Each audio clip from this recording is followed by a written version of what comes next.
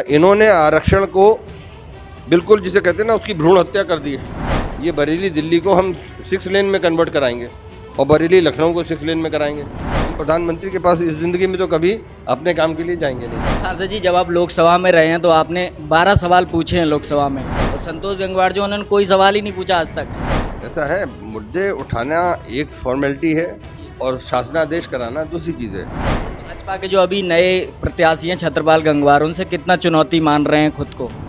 अब ये तो पब्लिक तय करेगी, मैं कुछ कहना नहीं चाहता इस स्टेज पर। तथाकथित मनुवाद है, उसके खिलाफ है। हमारी विचारधारा पूंजी के केंद्रीकरण के खिलाफ है। हमारी विचारधारा वही है जो गांधी नेहरू की थी, बाबा साहब अम्बेडकर की। भाजपा का जो संगठन है उसमें बिखराव रहता है, अभी बीच में खींचतान भी हुई थी। यहाँ कोई संघ की कमांड नहीं है कि ऊपर से आदेश आ गया और सब जने हाँ हाँ करने लगे। यहाँ आप देख रहे हैं मौर्य समाज के लोग यहाँ पर हैं, कश्यप समाज का समर्थन मिल रहा है, अग्रवाल बिरादरी का भी मिल रहा है। बात कर रहे हैं कायस्थ जो ओबीसी की मांग कर रहे हैं, उनका कहना है कि मुस्लिम कायस्थ ओबीसी में है तो हिंदू कायस्थ को भी होना चाहिए। कि बरेली में जो भी प्रोजेक्ट चल रहे हैं उस सब प्रोजेक्ट का बहुत ही लचर, बहुत ही बेकार इम्प्लीमेंटेशन हो रहा है। लोगों को बहुत दिक्कत हो रही है। यहाँ उद्योग आए, ये हम सुनिश्चित करेंगे 3 साल के अंदर। दोस्तों नमस्कार। दोस्तों आप देख रहे हैं इंडस न्यूज़ टीवी। मैं हूं संतोष शाक्य और बात करने वाले हैं आज प्रवीण सिंह अरंजी से, जो बरेली लोकसभा के इंडिया गठबंधन के प्रत्याशी हैं। और हम बात करेंगे विभिन्न मुद्दों को लेकर, सभी मुद्दों पर बात करेंगे कि किस तरह से वो चुनाव लड़ रहे हैं और मजबूत प्रत्याशी माने जा रहे हैं, क्योंकि इंडिया गठबंधन इस समय एनडीए को सीधी टक्कर दे रहा है। तो सर बहुत बहुत स्वागत है। धन्यवाद, बहुत धन्यवाद। पहला सवाल मेरा यही है कि आप किन मुद्दों को लेकर आपका इंडिया गठबंधन जो है जनता के बीच जा रहा है, और किन मुद्दों को लेकर आप चुनाव लड़ रहे हैं? पूंजी का केंद्रीकरण करा रहे हैं। ये जो सरकार 14 से जो हुई है, इसमें आम जनता की जेब काटी जा रही है और बड़े पूंजीपतियों का, उनके हाथ में जो हर तरह की सत्ता है, खास तौर से पूंजी, वो केंद्रित होती जा रही है।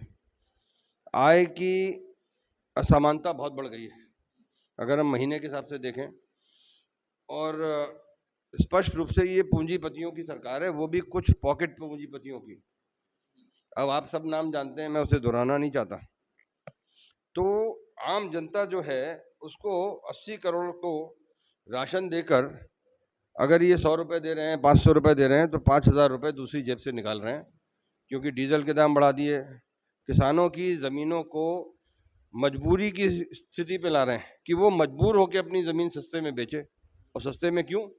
क्योंकि सबको पता है कि जो कांग्रेस की नीतियां थीं, जो यूपीए की नीतियां थीं, उसके चलते सारा उद्योग चाइना से उठ के इंडिया आ रहा है।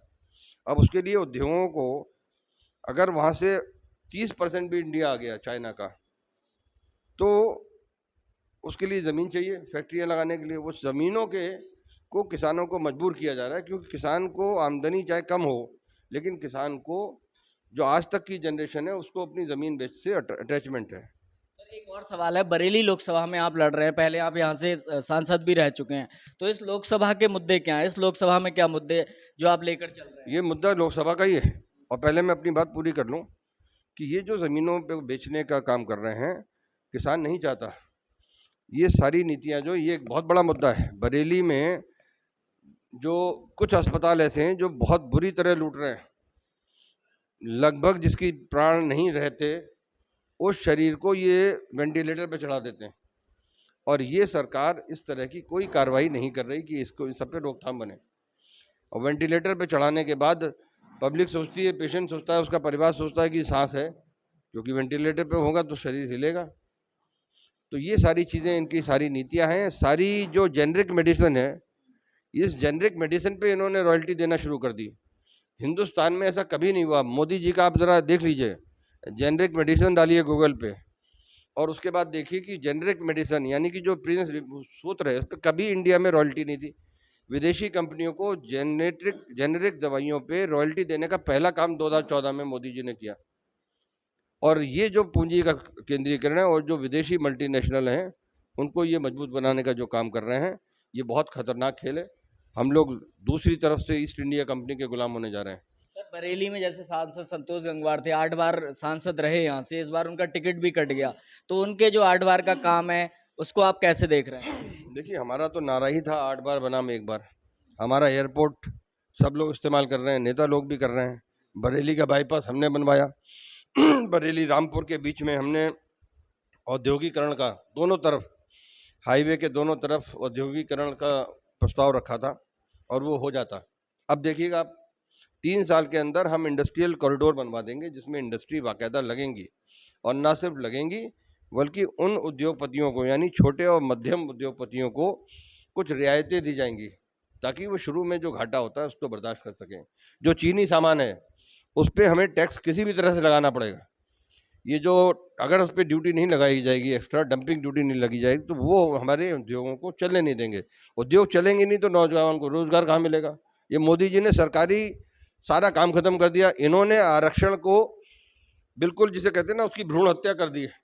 ना रहेगा बांस ना बजेगी बांसुरी। आप सारी चीज़ें प्राइवेट सेक्टर को दे दोगे तो उसमें आरक्षण का क्या होगा? और निजी क्षेत्र में आरक्षण होना नहीं। आप कह रहे हैं 8 बार बनाम 1 बार, तो आपने जो 1 बार आप सांसद रहे उसमें आपने कौन कौन से काम किए? क्योंकि लोग कहते हैं बरेली में कोई प्रोजेक्ट तो आया नहीं है, चाहे वो रबड़ फैक्ट्री हो, चाहे वो चीनी मिल हो, सारे प्रोजेक्ट बंद ही हुए हैं। तो आप ऐसा है, एक निरंतर प्रक्रिया होती है। हमने इंफ्रास्ट्रक्चर डेवलप कराया। कोई उद्योगपति अगर वहाँ से बाहर से आएगा तो उसको रोड चाहिए। बरेली से क्या होगा? सामान तो, पैसा तो तब आता है ना जब एक्सपोर्ट हो। तो आप देखिए, हमने यहाँ से जो 4 लेन 6 लेन कराया वो इसलिए कराया ताकि जो उपज यहाँ की हो, जो फैक्ट्रियों में चीज़ें बने, ये माइक बने, सब चीज़ें चाइना से आ रही हैं, ये माइक बने, इसके लिए वो सामान जाएगा ना, एक्सपोर्ट कैसे होगा? तो एक्सपोर्ट होगा समुद्र के रास्ते। तो समुद्र के रास्ते के जो एक्सप्रेस वेज बनवाने का उसका जो बुनियाद रखी थी, उसमें से कुछ हुआ।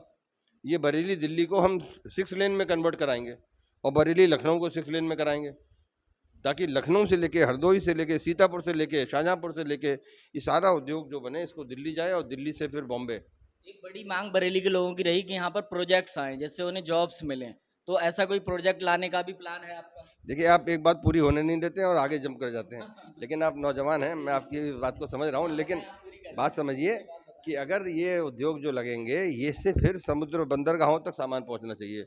हमारे बंदरगाह मॉडर्नाइज होना चाहिए। सांसद के और विधायक के काम में फ़र्क होना चाहिए।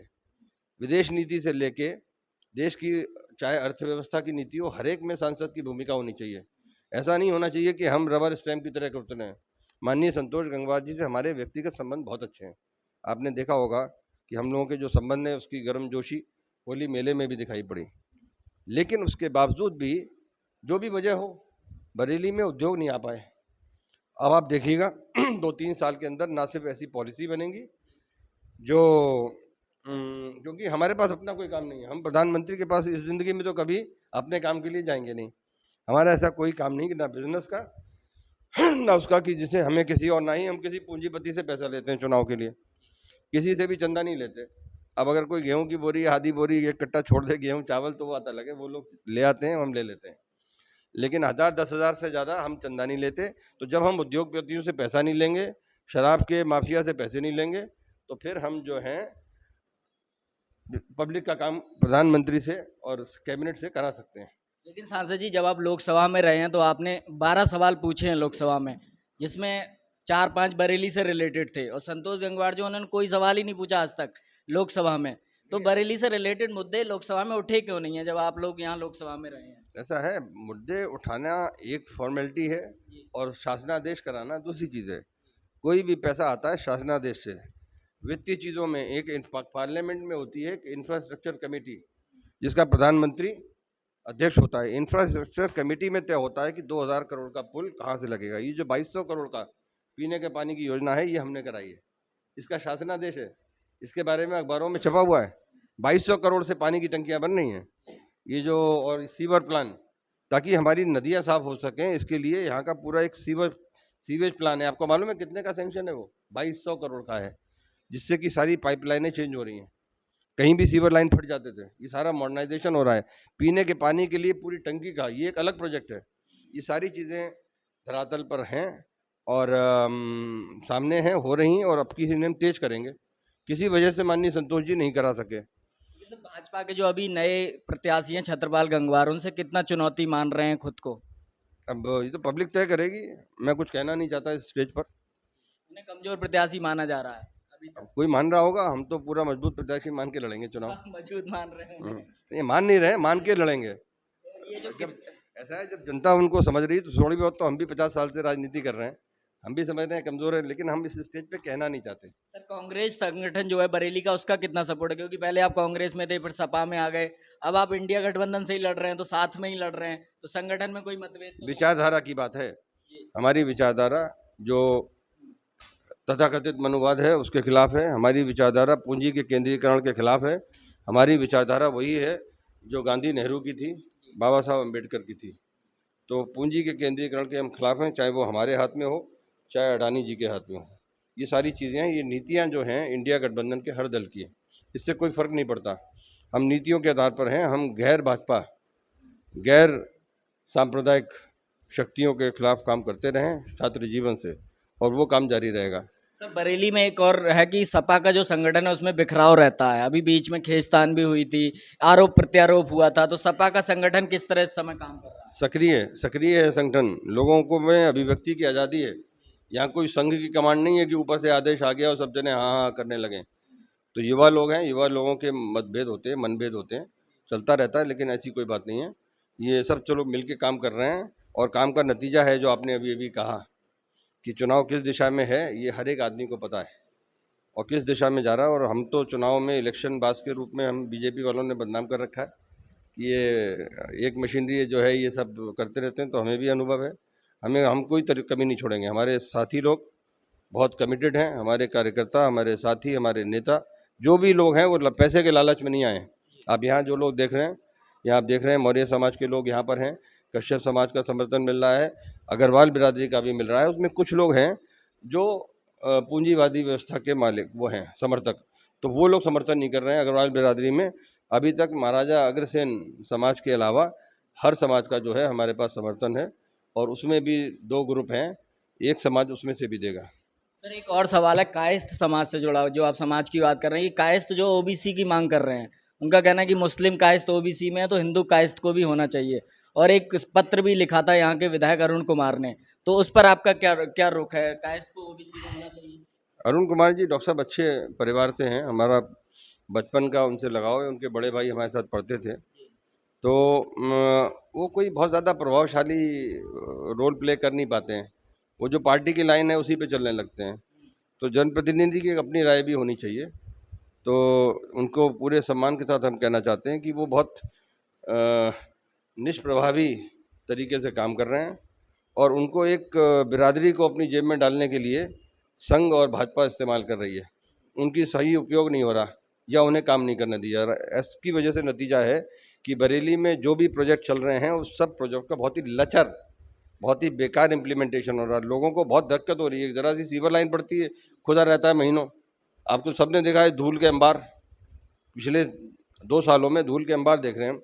एक सड़क जी बन रही है, उसे पूरा ही नहीं करा पा रहे। तो कहीं ना कहीं ठेकेदारों से कमीशन लिया जा रहा है। जो इतनी अलग तरह की पार्टी भाजपा है, उसके अगर लोग पैसा नहीं ले रहे हैं ठेकेदारों से, तो इतनी अव्यवस्था कैसे? सर सवाल ये था कि कायस्थ महासभा ओबीसी आरक्षण मांग रही है, तो आप उसे सपोर्ट करेंगे? क्या रुख है आपका? जो लोग सवर्ण जातियों में हैं उनके प्रति आरक्षण जो है उसके लिए एक पैमाना तय करा जाए कि कौन वाकई में कमज़ोर है। ये चीज़ जो है, इसके पीछे, आरक्षण के पीछे सिर्फ सामाजिक भी है, आर्थिक नहीं, सामाजिक भी है। तो सामाजिक दृष्टिकोण को ध्यान में रखते हुए उसको ध्यान करा जाए, और समय जो है, जैसे जैसे समय आता है, जो समय के हिसाब से नीतियाँ बनती हैं। अगर कोई ऐसा समय आएगा जिसमें देखा जाएगा कि समुचित प्रतिनिधित्व नहीं है किसी बिरादरी का, चाहे वो कायस्थ हो, पंडित हो सकता है 20 साल बाद पंडितों को आरक्षण मिले। लेकिन आज की जो स्थिति है उसमें बहुत सारा अध्ययन करना होता है, तो आरक्षण और ये सारी चीज़ें उस पर हैं। आज मैंने ऐसा कोई होमवर्क नहीं किया है कि मैं कायस्थ समाज के पक्ष और विपक्ष में कह सकूं। आखिरी सवाल मेरा यही है कि क्या आप मैसेज क्या देना चाहेंगे बरेली लोकसभा के लोगों को इंडस न्यूज़ के माध्यम से? बरेली लोकसभा को, बरेली जिले को, बरेली मंडल को, उत्तर प्रदेश को, जो दुनिया के सामने हमारे सामने मौका है कि हम एक विश्व शक्ति बन सकें, उसके लिए इम्पोर्टेंट रोल प्ले करेगा। बरेली के युवा, बरेली के लोग सारी दुनिया में फैले हुए हैं, और वो बरेली के जो बचे हुए लोग हैं उनको बाहर ना जाना पड़े, यहाँ उद्योग आएँ, ये हम सुनिश्चित करेंगे 3 साल के अंदर कि यहाँ निजी सेक्टर में फैक्ट्रियाँ बढ़ें। उसके लिए हम चाहे प्रधानमंत्री के धरना देना पड़े, जो भी प्रधानमंत्री होगा हम वहाँ धरना भी देंगे जब तक नीति में परिवर्तन ना हो जाए। तो दोस्तों बहुत बड़ी बात कही है प्रवीण सिंह ऐरन जी ने, कि वो बरेली में उद्योग लेकर आएंगे जिसकी मांग भी होती रही है कि जिससे रोजगार बढ़े, और बहुत सारी बातें कही हैं, आप खुद सुन रहे होंगे उनकी बातों को। यदि आप सहमत भी होंगे असहमत भी होंगे, अपनी राय कमेंट बॉक्स में जरूर बताएं। सर, हमसे बात करने के लिए बहुत धन्यवाद। बहुत बहुत धन्यवाद, बहुत बहुत शुभकामनाएं आपको। आप देखते रहिए Indus news TV. Camera person Anubhav Saxena के साथ मैं संतोष शाक्य, इंडस न्यूज टीवी बरेली।